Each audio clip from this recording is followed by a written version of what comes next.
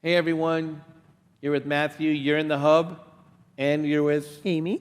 And we're exploring a core principle that we think is one of the foundations of teaching yoga poses and asana to anybody. And that is the simple and deep and profound idea of down to go up. In the previous segment, we talked about how might be some ways to do that, but now we're exploring the difficulty in actually teaching that. How do you teach someone down to go up in different bodies and to different people?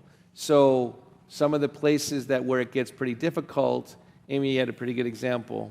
Well, I think people, not all people, but some of our students who are wheelchair users spend much of the day feeling the heaviness of being in one position for an extended period of time, and for them to think about going down even more is not always something that they react to well at first. And so helping people understand and realize that they can use that sensation of going down for their benefit to expand upward and to feel the freedom of moving upward, I think that's part of the teaching challenge that we have. In some of the ways you might just initially show that to someone that's kind of sitting in a position because what happens when you sit in a wheelchair, even to our elderly, is that they get so down and their posture starts changing and their chest gets dropped, and all this energy adds to the down, right? And so one of the weird premises of this as a universal principle is that the down and the up are actually simultaneous energies in poses.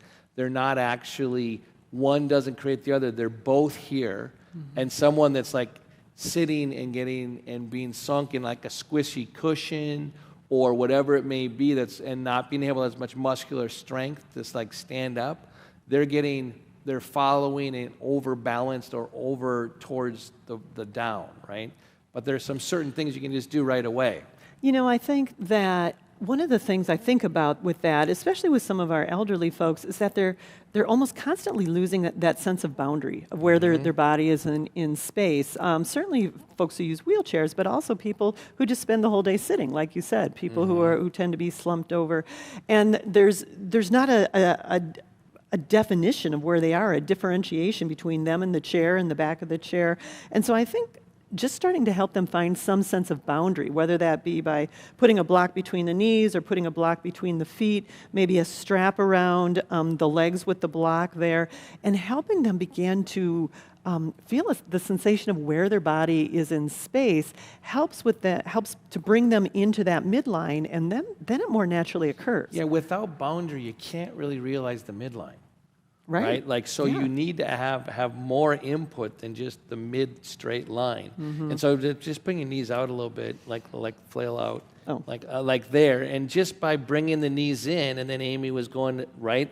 Like she know that actually, and if you know your poses, you know that rises up, and your yogis do know that. And so, most people will do that too. I mean, clearly, I know to lift my chest when I do that, but I naturally do it, and people actually naturally do that too. So when you start to bring them into better alignment, you'll notice that their overall posture begins to change a little bit. And because of the boundary of the touch or the block or the blanket, or the block, they actually start to know and feel that midline.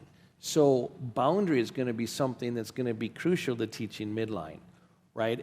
And also the ability, but then let's talk about some other cases where somebody, let's say, has had a stroke and has one leg that is not working in one arm, and you're telling him to push down through each heel, right? Mm-hmm.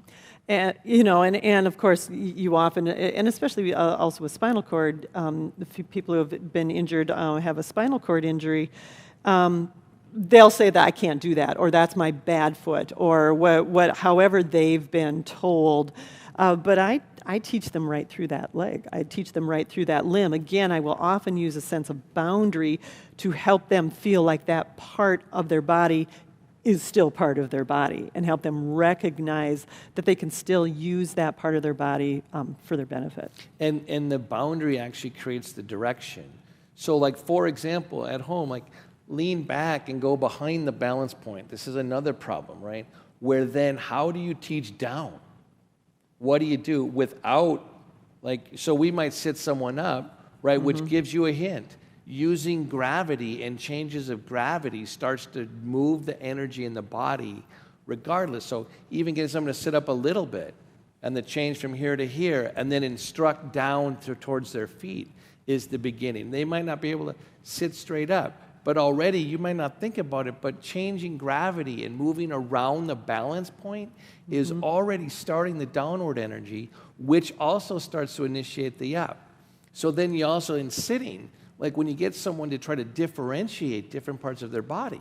So here, it's really hard to feel much here, right? You come forward, you ground. Now there's an opportunity to maybe feel where your sitting bones are, and then where your heels are, and then very gently start to lift up the lower abdomen. Those things on the subtle body already started happening once they came into better balance, right? And you're trying to get them to follow and lift and expand.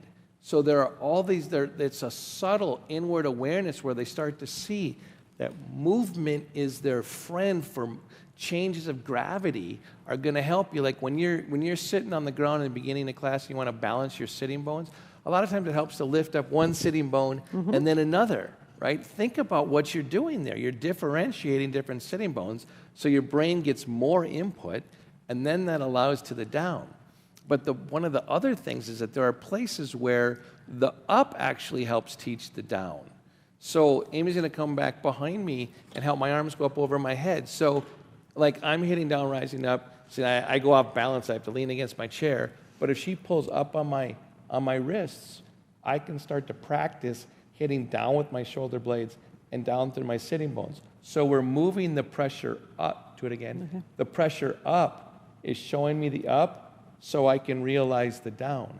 And then what's happened is that my brain now is distinguishing between two different energies. When I was just up here like this, sorry to come back again. When I'm just up here like this, hanging in the air, I'm struggling too much. When Amy touches my wrists, shows me where I am, I can initiate the down and follow the up, right? So there are different places there, that's great, different places in the body. So to me, there are a couple different places where you really have to get good at helping your students go down to go up so they can then add different movements and complexity to their poses. One is differentiating between where their pelvis is and where their legs are, right? So when you're adding the belt, where I got the imaginary belt, right, we're making sure she knows where her feet are, doing the boundary thing. She's grounding, and that grounding is going to allow me to reach over better and start changing gravity, right? So the relationship between here and getting there. So like in order for her to hit down with her heels and go up through her shins, right? Here's a way to go down draw a line from your hip to your knee down to your inner heel. As you start to do that, your lower abdomen starts to hit and fire up. Those things happen, the up happens without your down. So there's one place. The other really big place is to be able to distinguish between where you lift your chest and how you stay grounded, right? That's another place to teach down to go up. But this action also can be taught here. Like so I put my heel of my hand and I hit back and ground my femur bone back into my own hip socket and then lift my chest. I lengthen my arms. I go this way and this way, hit my femur bone back, lift my chest, and then try to add where my heels are. Another thing happens. The pose starts to get more full and more active. Now, let's say you show that and then you have the person start breathing. You're starting to show the whole of it.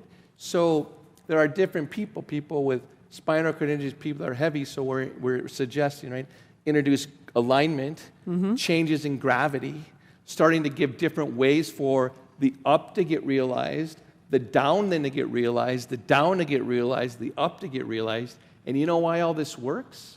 Is because the up and the down are simultaneous within human manifestation. And I know that sounds weird, but it's true. It's true. And that goes back to we started to realize by standing up the upward dimension. Literally, our heads started to follow the up and got more grounding on our feet. We went from 4 to 2. That's part of what's happening in every yoga pose too. And when you realize this, when you realize the up and the down simultaneously, a bigger, wider world emerges, one that your mind cannot track alone. That it's only through allowing and surrender that our actual experience becomes increasingly more apparent to us. Our minds are often the last to the party. All right, till next time at the Hub. Hey, thanks for watching. If you like what you saw, please subscribe to our channel.